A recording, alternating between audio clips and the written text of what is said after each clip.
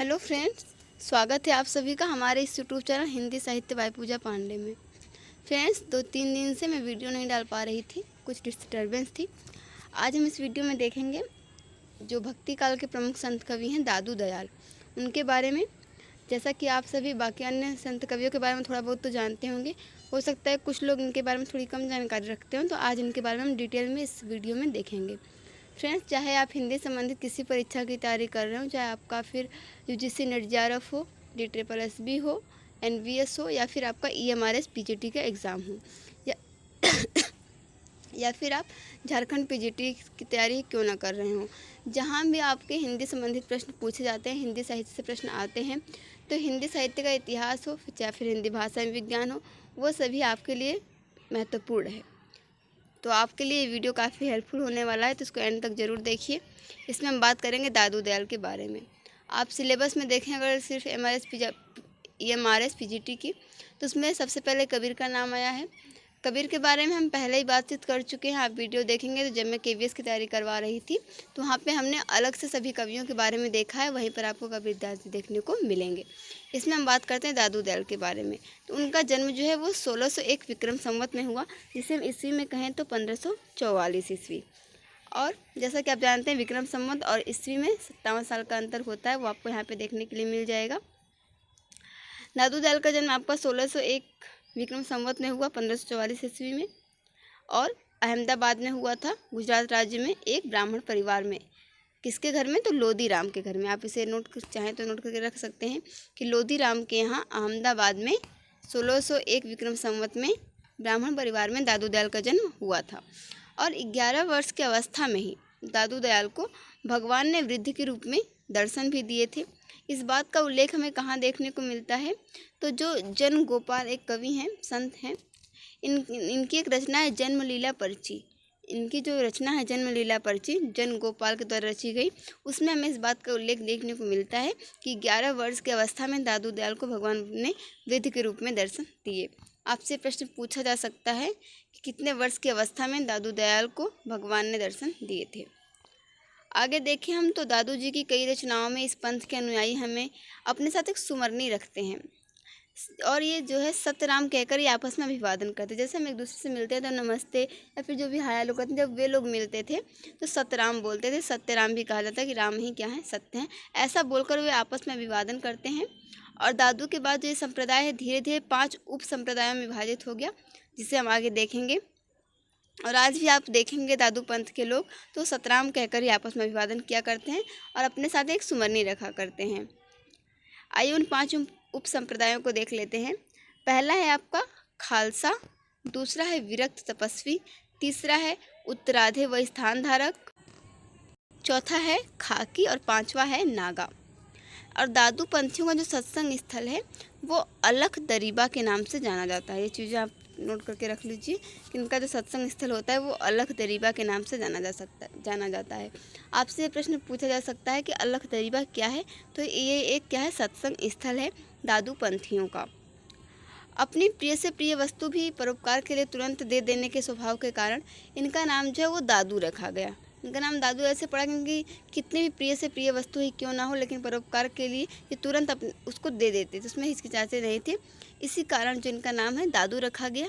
और ये दया, दीनता और करुणा के खजाने थे। क्षमाशील और संतोष इनके अंदर ये सभी भावनाएं थी, इसलिए इनका नाम दयाल हो गया, अर्थात दादू दयाल कहलाए।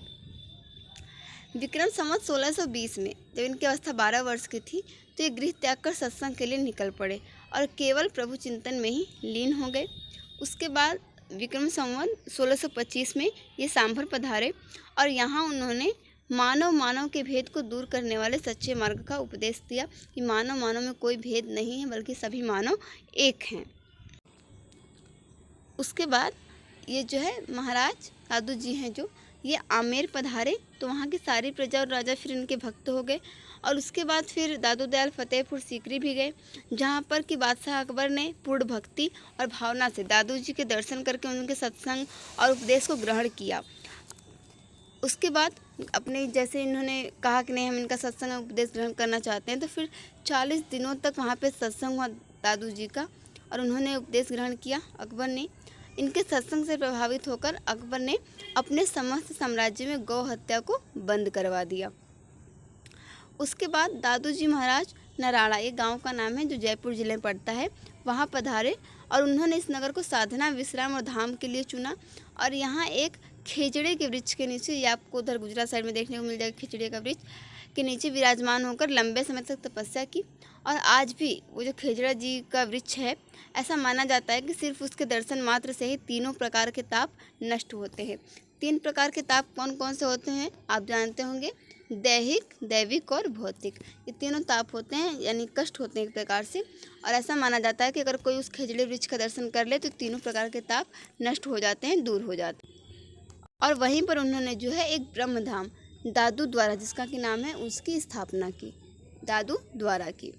श्री दादू दयाल जी जो महाराज हैं, इनके द्वारा स्थापित दादू पंथ और दादू पीठ आज भी मानव मात्र की सेवा में निर्विघ्न लीन है, यानी वो मानव सेवा के लिए तत्पर हैं। उनके जो उपदेश थे दादू दयाल के, उनके शिष्य रज्जब जी ने दादू अनुभव वाणी के रूप में समाहित किया, जिसमें लगभग 5000 दोहे शामिल हैं। दादू अनुभव वाणी में दादू दयाल के लगभग 5000 दोहे शामिल हैं, जो कि उनके शिष्य रज्जब ने किया। और इनको जो है निर्गुण संतों के गुरु जो है गुरु नानक के समकक्ष माना जाता है, तथा उनके उपदेश और दोहे आज भी समाज को सही राह दिखाते आ रहे हैं। दादू दयाल को आपने यहाँ पे देखा, इन्हें जो गुरु नानक के समकक्ष माना जाता है। उनके उपदेश और दोहे आज भी गाए जाते हैं, सुने जाते हैं, पढ़े जाते हैं और समाज को सही दिशा दिखाते आ रहे हैं। अब बात कर लेते हैं इनकी रचनाओं की। तो जो दादू की रचनाएं हैं, जैसा कि मैंने आपको बताया था भक्ति काल की प्रमुख रचना और उनके रचनाकार कौन है, आपने वीडियो देखा होगा जब हम सरस्वती पांडे और गोविंद पांडे की पुस्तक का अध्ययन कर रहे थे, तो इनकी रचनाओं को हमने उसमें देखा था और मैंने आपको बताया था कि काफ़ी इंपॉर्टेंट है और परीक्षाओं में पूछी भी जाती हैं। तो इनकी रचनाएं हमने वहाँ भी देखी थी, आज हम इसमें फिर देख रहे हैं। इनकी जो रचनाएँ हैं, साखी, पद्य, हरडेवाड़ी और अंगवधु। साखी शब्द का नाम सुनते हैं आपको कबीरदास जी का ध्यान आया होगा, तो हम कबीर की साखियों को भी देखेंगे कि इनमें और उनमें क्या अंतर है और क्या समानताएं हैं। अभी हम उसको देखेंगे। पहले इनकी रचनाएं आप देख लें। इनकी रचनाएं साखी, पद्य, हरडेवाड़ी और अंगवधु। आइए इन रचनाओं के बारे में हम संक्षेप में देख लेते हैं। दादू दयाल ने कई सारी साखियाँ और पद्य लिखे हैं। दादू की जो रचनाओं का संग्रह है, उनके 2 शिष्य थे, संत दास और जगन दास। इन्होंने हरडेवाड़ी नाम से किया। तो हरडेवाड़ी में आप देखेंगे इनकी रचनाओं का संग्रह क्या है, हरडेवाड़ी किसने किया, तो इनके जो 2 शिष्य थे, संत दास और जगन दास, उन्होंने किया। और उसके बाद रज्जब ने इसका संपादन अंगवधु नाम से किया। जो दादू की कविता थी वो जन सामान्य को ध्यान में रखकर लिखी गई है, अतएव जो इनकी भाषा है वो सरल है और सहज है।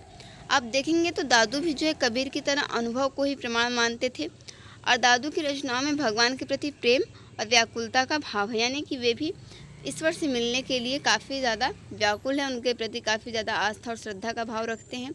और कबीर की तरह इन्होंने भी जो निर्गुण और निराकार भगवान को माना है और उन्हीं को अपने वैयक्तिक भावनाओं का विषय बनाया है। तो आप ये कह सकते हैं कि निर्गुण शाखा के कवि हैं। उनकी रचनाओं में हमें इस्लामी साधना के शब्दों का बहुत प्रयोग हुआ है, जो कि हमें देखने को मिलता है उनकी रचनाओं में। भाषा की बात करें तो इनकी रचनाओं में जो भाषा देखने को मिलेगी वो पश्चिमी राजस्थानी मिलेगी और उससे मिलती जुलती हिंदी मिलेगी। अरबी फारसी के भी काफ़ी शब्द इनकी रचनाओं में देखने को मिल जाएंगे। उसके बावजूद भी इनकी जो रचना है, रचना के आपको पद्य साखियाँ देखने को मिलेंगे, वो काफ़ी सहज और सुगम है, यानी जनमानस के लिए लिखे गए हैं। तो ऐसी भाषा में लिखे गए हैं जो कि जन सामान्य उन्हें समझ सके। तो फ्रेंड्स, मुझे उम्मीद है कि दादू दयाल के बारे में इस वीडियो से आपको काफ़ी जानकारी मिली होगी। ये वीडियो आपके लिए काफ़ी हेल्पफुल रहा होगा। ठीक है फ्रेंड्स, मिलते हैं हम लोग अपने नेक्स्ट वीडियो में एक नए टॉपिक के साथ। Thank you for watching this video.